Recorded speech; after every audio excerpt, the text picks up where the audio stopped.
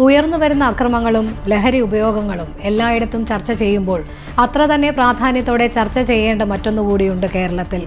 കാലം എത്ര കഴിഞ്ഞിട്ടും ഇപ്പോഴും പരിഹരിക്കപ്പെടാത്ത വിഷയം. അതെ, മനുഷ്യരും വന്യജീവികളും തമ്മിലുള്ള സംഘർഷം. അക്രമകാരികളായ മനുഷ്യരെ ഭയന്ന് പലരും കഴിയുമ്പോൾ അതിനേക്കാൾ അക്രമകാരികളായ വന്യജീവികളെ ഭയന്ന് ഓരോ ദിവസവും തള്ളി നീക്കുന്ന ഒരു കൂട്ടം മനുഷ്യർ. ഒരു കാലത്ത് വയനാടും ഇടുക്കിയിലുമൊക്കെ മാത്രം കേട്ടിരുന്ന വാർത്തകൾ ഇന്ന് കേരളത്തിൽ പലയിടത്തുമുള്ള വനമേഖലകളിൽ നിന്നും മലമ്പ്രദേശങ്ങളിൽ നിന്നും കേൾക്കുമ്പോഴാണ് വിഷയത്തിന്റെ പ്രാധാന്യത്തെക്കുറിച്ച് പലരും ബോധവാന്മാരാകുന്നത്. വന്യജീവി ആക്രമണത്തിൽ ജീവൻ നഷ്ടപ്പെട്ടവരുടെ കണക്കുകൾ ഞെട്ടിപ്പിക്കുന്നതാണ്. കഴിഞ്ഞ 5 വർഷത്തിനിടയിൽ മാത്രം 555 പേരാണ് ആക്രമണത്തിൽ കൊല്ലപ്പെട്ടത് എന്നാണ് പുറത്തുവരുന്ന കണക്കുകൾ. കാട്ടാനകളുടെ ആക്രമണത്തിലും കടുവയുടെ ആക്രമണത്തിലും കൊല്ലപ്പെട്ടവരും പരിക്കുപറ്റിയവരും ഏറെയാണ്. ഇതിനു പുറമെയാണ് പട്ടണങ്ങളിലടക്കം സ്വൈരവിഹാരം നടത്തുന്ന കാട്ടുപന്നികൾ. കേരളം മുൻപ് കണ്ടിട്ടില്ലാത്ത രീതിയിലാണ് കേരളത്തിലെ വനപ്രദേശങ്ങളിൽ ഇത്തരം ആക്രമണങ്ങൾ പെരുകുന്നത്. മനുഷ്യരുടെ ജീവനും മാത്രമല്ല, ജീവിതാശ്രയമായ കൃഷിയിടങ്ങൾക്കും വലിയ ഭീഷണിയാണ് വന്യജീവികൾ ഉയർത്തുന്നത്. കൃഷിയിടങ്ങളിൽ കയറി വിളകൾ നശിപ്പിച്ചും ഭക്ഷിച്ചും വന്യജീവികൾ സ്വൈരവിഹാരം നടത്തുമ്പോൾ ആ കൃഷിയെ മാത്രം ആശ്രയിച്ചു കഴിയുന്ന ഒരു കൂട്ടം മനുഷ്യരുടെ അധ്വാനമാണ് ഇല്ലാതാകുന്നത്. വന്യജീവികൾ കൃഷിയിടങ്ങളിൽ തീർക്കുന്ന നഷ്ടങ്ങൾ എത്ര തവണ ശ്രദ്ധയിൽപ്പെടുത്തിയിട്ടും ഭരണാധികാരികൾ വേണ്ട രീതിയിലുള്ള പ്രാധാന്യം തങ്ങൾക്ക് നൽകുന്നില്ല എന്നതാണ് കർഷകരുടെ പരാതികൾ. കേരളത്തിന്റെ ആകെ വനവിസ്തൃതി 11,521.81 ചതുരശ്ര കിലോമീറ്ററാണ്. 35 ലക്ഷത്തിലധികം ആളുകളാണ് വനപ്രദേശങ്ങളിൽ താമസിക്കുന്നത്. ഇതിനു പുറമെ വനത്തിനുള്ളിൽ ജീവിക്കുന്ന ആദിവാസികളും. ഇത്രയും ആളുകളുടെ ജീവനാണ് ഇന്ന് വന്യജീവി ഭീഷണിയിൽ കഴിയുന്നത്. എന്നാൽ ഈ അടുത്ത കാലത്ത് ഈ കണക്കുകളിൽ ഉൾപ്പെടാത്ത പലയിടങ്ങളിലും വന്യജീവി സാന്നിധ്യമുണ്ടായി എന്നതാണ് മറ്റൊരു ഞെട്ടിക്കുന്ന വിവരം. ഈ വർഷം മാത്രം വന്യജീവി ആക്രമണത്തിൽ ജീവൻ നഷ്ടമായവരുടെ എണ്ണം പരിശോധിക്കുമ്പോൾ വിഷയത്തിന്റെ ഗൗരവം ബോധ്യപ്പെടും.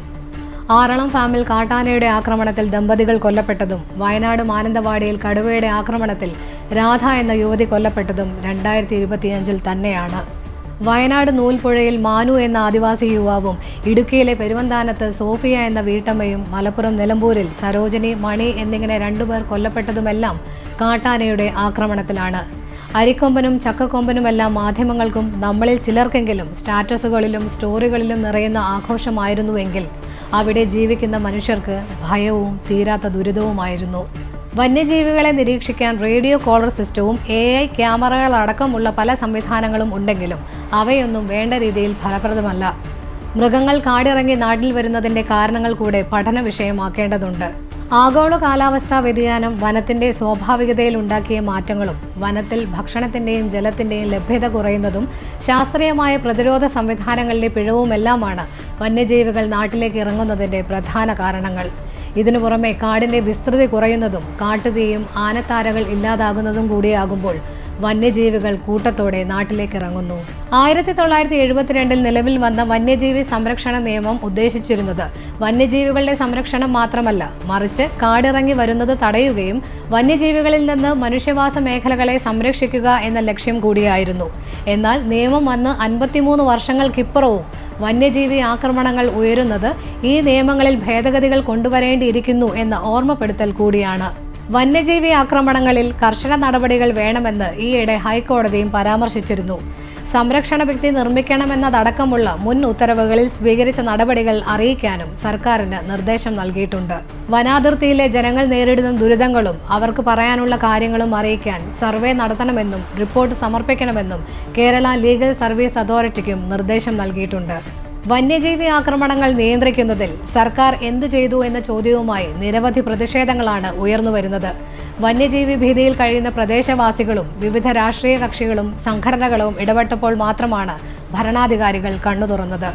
വന്യജീവി ആക്രമണ സാധ്യതകൾ കൂടുതലായി കണ്ടെത്തിയ ഹോട്ട്സ്പോട്ടുകൾ കേന്ദ്രീകരിച്ച് സവിശേഷമായ പ്രവർത്തനങ്ങൾ ആസൂത്രണം ചെയ്യുമെന്ന നിർദ്ദേശം സർക്കാർ പുറപ്പെടുവിച്ചിട്ടുണ്ട്. വന്യജീവി ആക്രമണവുമായി ബന്ധപ്പെട്ട നഷ്ടപരിഹാരത്തിലും മാറ്റങ്ങൾ ഉണ്ടാകും. ഇതിനിടെ വന്യജീവി മനുഷ്യ സംഘർഷം ലഘൂകരിക്കുന്നതിനും സ്വയം സംരക്ഷിക്കുന്നതിനുമായി വനം വകുപ്പ് സാമൂഹ്യ വനവൽക്കരണ വിഭാഗം പുറത്തിറക്കിയ മാർഗനിർദ്ദേശങ്ങളും വിവാദങ്ങൾ സൃഷ്ടിച്ചിരുന്നു. കാട്ടാന ശല്യമുള്ള സ്ഥലങ്ങളിൽ കൃഷി ചെയ്ത് ജീവിക്കരുതെന്നും വന്യജീവികൾ ആശ്രയിക്കുന്ന ഉൽപ്പന്നങ്ങൾ കൃഷി ചെയ്യരുതെന്നടക്കമുള്ള വിചിത്ര നിർദ്ദേശങ്ങളാണ് വനം വകുപ്പ് മുന്നോട്ട് വച്ചത്.